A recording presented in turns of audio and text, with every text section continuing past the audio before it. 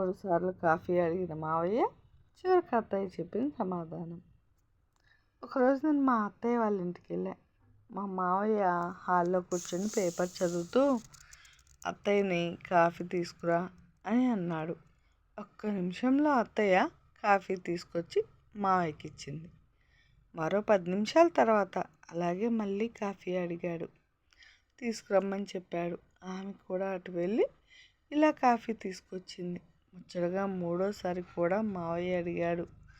ఈసారి మీరుండండి అత్తయ్య, నేను వెళ్ళి కాఫీ తీసుకొస్తా అని మావయ్య గారికి అత్తయ్య అంటూ ఆమె లేవడం ఎందుకని నేను తీసుకురాస్తానంటే, లేదమ్మా కోడలి పిల్ల, ఇది మీ అత్తయ్య ఒక్కదానికే ఉన్న హక్కు ఆవిడ తీసుకురావడానికి అని మావయ్య అనగానే అత్తయ్య కూడా సైలెంట్గా వెళ్ళి ఒక్క నిమిషంలో కాఫీ తీసుకొచ్చింది.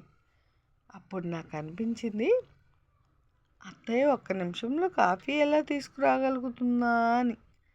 ఇక టిఫిన్ టైం అయిందని అందరూ ఆయన ఇంటికి వచ్చిన చుట్టాలందరూ డైనింగ్ టేబుల్ ముందు కూర్చుని మావయ్య లేచి పేపర్ మడత పెట్టి టేబుల్ మీద పెట్టి కళ్ళకి కండువా చుట్టుకుని లుంగి పైకి ఎగ్గట్టుకొని రెడీ అవుతున్నాడు.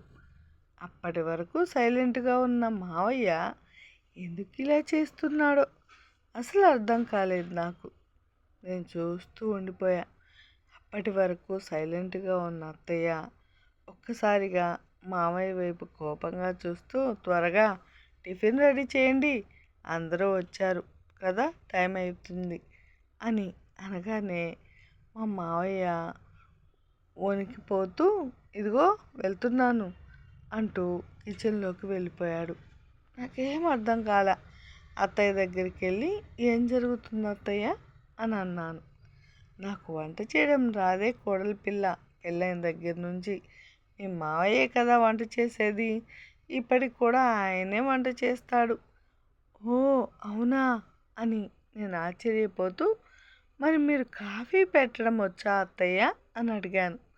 నా ప్రశ్నకి ఆమె నవ్వుతూ, కాఫీ చేయడం కూడా రాదే తల్లి నాకు, మీ మావయ్యే కాఫీ రెడీ చేసి ఫ్లాస్కోలో పోసి ఉంచుతాడు, ఆ ప్రాణికి ఆ మాత్రమైనా చేయకపోతే ఎలా అని మా అత్తయ్య అనగానే నేను నవ్వు ఆపుకోలేకపోయాను. మరి మీరు కామెంట్ చేసి చెప్పండి, నవ్వారో లేదో. అలాగే నా ఛానల్ నచ్చినట్లయితే తప్పకుండా సబ్స్క్రైబ్ చేసుకోండి. ఇంకా మరెన్నో మంచి మంచి విషయాలు ఎక్కడ, ఎలా, ఎప్పుడు ఏం జరుగుతున్నాయో తెలుసుకోవడానికి నా ఛానల్ని తప్పకుండా సబ్స్క్రైబ్ చేసుకోండి.